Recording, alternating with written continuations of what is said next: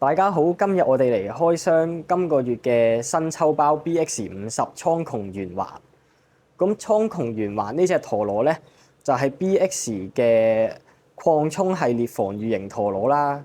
佢同之前出過嘅突擊蒼龍一樣咧，嗰個紋章部分都係由金屬去組成嘅，咁隻嘢就會重啲啦。其次呢個陀螺嘅設計咧係比較圓嘅。佢持久得嚟咧，亦都可以容易啲化解對方嘅攻擊。攻擊環咧，亦都有留空嘅部分啊，可以吸收對手嘅衝擊力。咁有樣嘢要留意翻嘅，今次呢隻陀螺咧，雖然咧圓啦，好持久啦，但係官方咧係將佢特登設計到偏重心嘅。你哋扭開隻陀螺咧，係會發現個面入邊有一邊咧就係有嚿金屬喺度啦。咁佢就係偏重心嘅。係唔平衡嘅。你喺咧個面嗰度咧都會發現到咧個 chip 咧呢個位係有啲凸咗出嚟嘅，其實有條坑喺度嘅，唔知你睇唔睇到啦？咁呢隻陀螺嘅零件咧就係以前已經出過一次嘅080啦，同埋今個月嘅第二樣新商品 DS 啊。呢個 DS 咧其實同 DB 咧係差唔多嘅，只不過個頭咧就係尖㗎啦。咁同埋有一樣嘢要留意咧，呢個 DS 咧嗰個血格咧，其實係比起一般嘅持久型係更加薄嘅。咁樣咧，大家用同粒 WB 對比之下咧，係會望到 DS 突出嚟嗰個血格位咧係比較平嘅，亦即係話咧呢條軸咧係容易啲噴出嚟嘅，其實。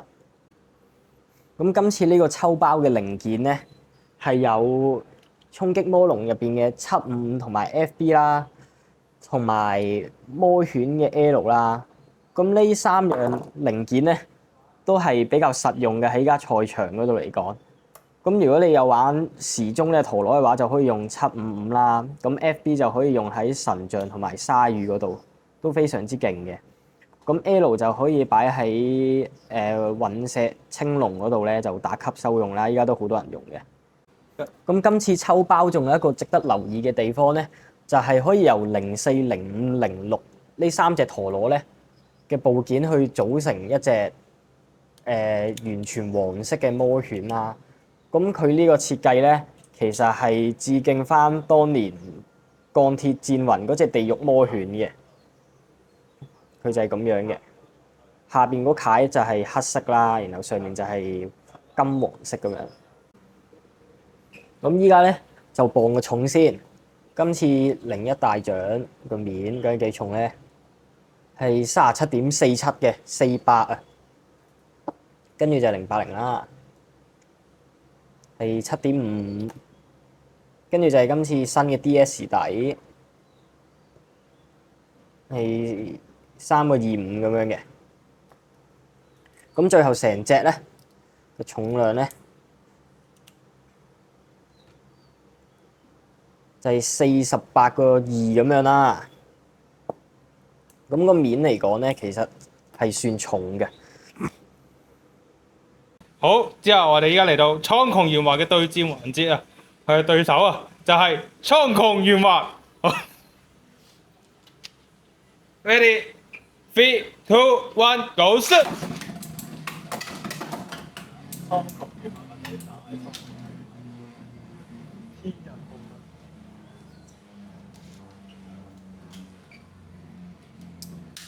哇！個頭螺好食啊！哇！個頭螺好攣啊！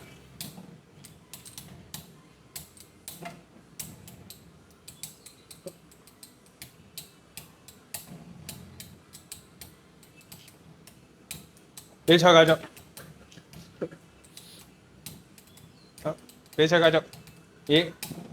我估係蒼穹玄環贏嘅。Ready, 3, 2, 1, go shoot！9咖啡店。Ready, 3, 2, 1, go shoot！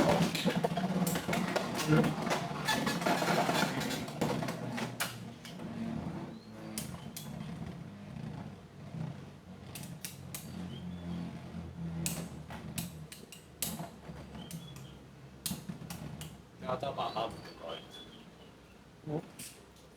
時間關係，我哋已經改裝咗呢個蒼穹圓滑。好，個配置就係960H 啊，比較比賽向嘅配置啊。好，我哋嘅對手就係呢個亢龍爆人長龍破壞劍。唔記得咗咩？我完全唔想知咩。佢叫大劍啦。大劍。好，ready, 3, 2, 1, go shoot！OK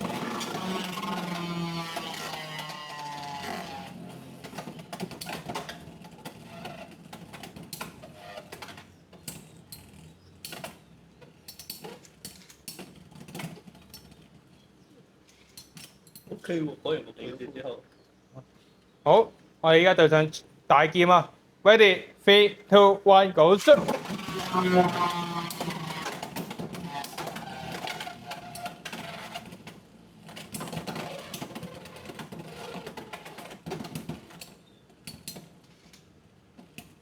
幾勁喎！改完個配置之後，相當之唔錯啊！咁同你講，好，我哋打完大劍就打呢個蛋撻啊！發無絲幻象，無絲幻象都係呢個160H 啊，係賽場常見嘅配置啊。圓環嘅配置 keep 住都係960H 嘅。Ready, 3, 2, 1, go shoot！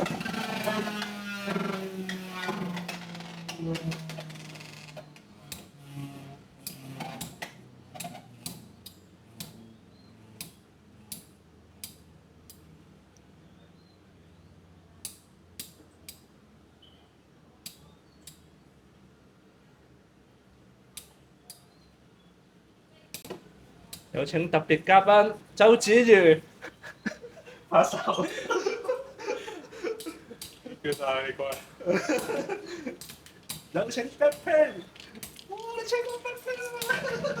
我有請安怡。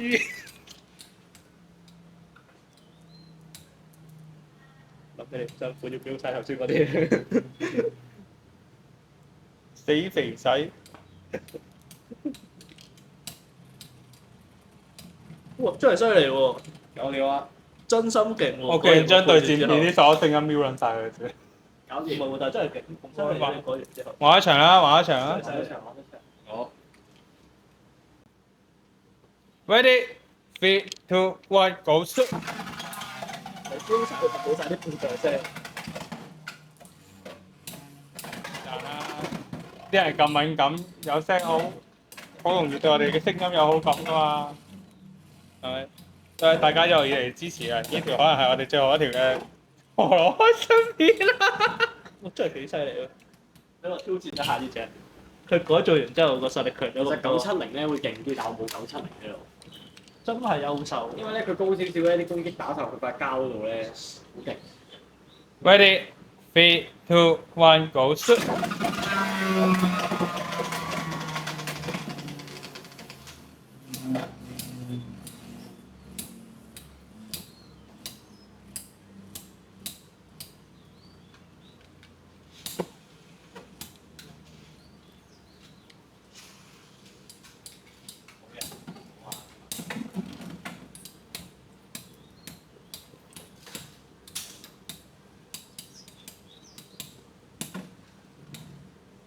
改完個配置之後真係勁咗好多。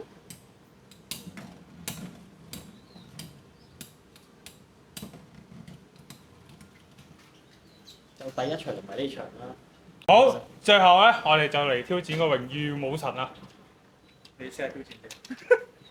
Ready, 3, 2, 1, go shoot！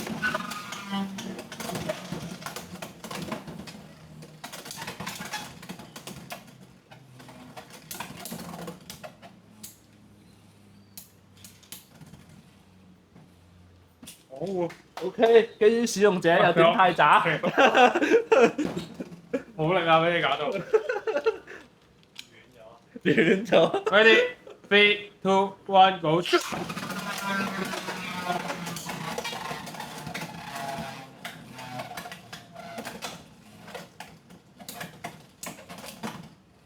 發射。有點料到對面嗰隻。大家都好想挑戰佢。得啦。經過啱先嘅對戰實測咧，呢隻陀螺個攻擊環咧其實係非常優秀嘅。佢咧嘅防禦力同埋持久力都好勁啦，同埋係轉贏到咧依家賽場上邊好勁嘅神將160H，亦都彈到大劍嘅攻擊嘅。咁但係咧080同埋 DS 咧就比較易爆啦，所以都唔建議用嘅。但係個面咧就絕對建議入手啊！佢喺未來嘅賽場上邊都應該會見到一段時間。拜。